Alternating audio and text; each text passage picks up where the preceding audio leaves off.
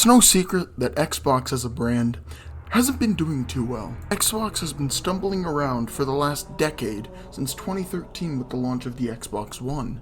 For a brief time, it looked like Xbox was on its way to make a comeback, but it looks like our hope was misplaced, as Xbox has been experiencing some of the worst years as of late. And to be honest, I don't think there's been a time more relevant than now to discuss this topic with the release of Arcane Studios' Redfall, a game so laughably unfinished, unoptimized, and soulless, which Microsoft somehow has the balls to charge 90 Canadian dollars for, straight up. So what happened? How did a brand so powerful and awe-inspiring as the Xbox in the 2000s fall so far in present day? That is the topic which I will be covering today, and I feel like I need to say this because there's a bunch of idiots who aren't going to get this, but this video is not made for hateful purposes.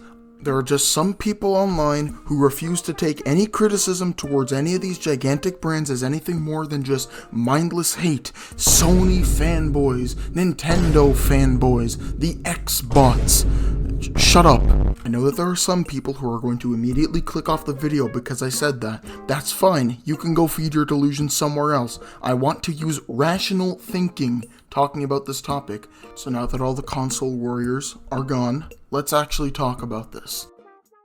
I can't believe that this has to be said in 2023, but Microsoft, people want to play good video games. That is why they are buying your console. Microsoft, after 13 years of pointless floundering around, still can't seem to grasp that concept. But it's okay, because they have actually evolved, they have changed.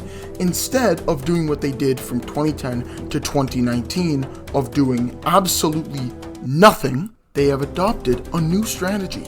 That strategy is take all the money that we have and throw it at the feet of random developers in the hopes that we acquire them and gain more talent without actually having a plan of what to do with them once they are acquired. Bigger is not always better. Just because your console is stronger does not matter. Because you have more money, it does not matter. Because you have more studios under your belt, it does not matter. If you do not know how to utilize the talent that you're buying, it doesn't matter. Sony and even Nintendo are fractions of the size of Microsoft, and they understand this better than them. Microsoft is simply not putting out high enough quality titles to warrant buying an Xbox. And even if they are high quality titles, you can just play them on a PC. So therefore, when Microsoft is in court whining about the low console sales compared to the PS5, it really makes you wonder.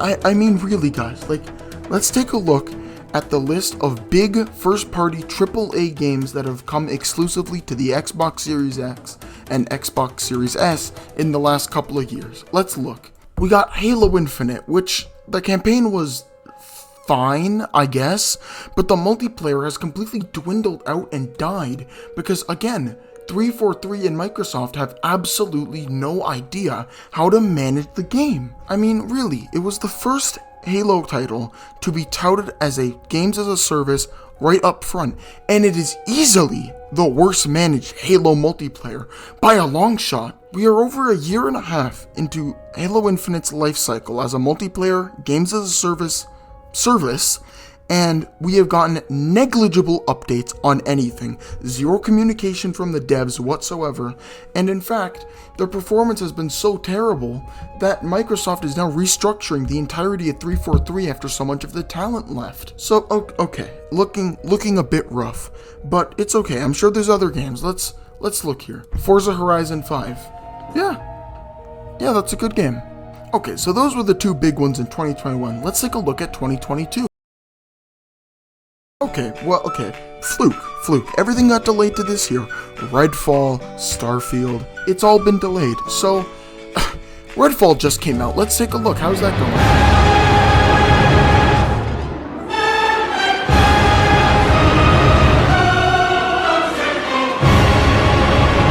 going? Oops! Yeah, Microsoft's first big AAA game in over a year and a half is an absolute catastrophe. completely broken AI, horrible gunplay, and a complete lack of depth in a short-ass game that you've already played before. It's just a poor Left 4 Dead ripoff. All of Arcane Studios' style and substance with Dishonored, Dishonored 2, Deathloop, Prey, it's all completely null and void here. It honestly feels like a game made by a completely different development team. This surely cannot be Arcane Studios. But it is Arcane! And no, Deathloop wasn't great, but it was still serviceable. It was still fine. It had some issues, had some kinks to work out, and I kind of figured, okay, they'll take the lessons that they learned from Deathloop and apply them to Redfall. That sure as shit didn't happen. I don't know what went wrong behind the scenes. I'm sure in a couple of years we'll learn some shit about what happened, because this feels nothing like Arcane. It feels like a game that's probably started development around that time it was announced, back in summer of 2021. It feels like they had no time to polish this game at all. The AI is completely busted. The gunplay is not at all as smooth as the other titles that they've created. It's just a very odd game.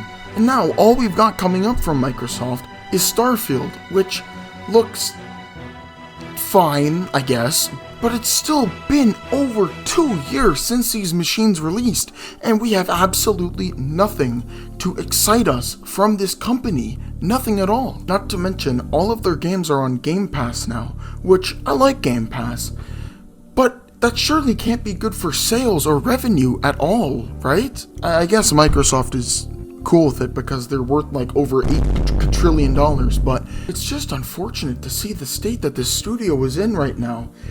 Starfield has to be a huge hit to bounce back from this, a colossal hit. And even if it is, it won't change the fact that getting a Xbox is just not very enticing right now. If you have a PC, even a low-level PC like I do, it's just very hard to recommend getting an Xbox right now for anybody. And I'm sure that that is not going to change anytime soon. I mean, really, really quick. Let's take a look at what Sony's released in the past, I don't know, 3 years or so. Let's take a look.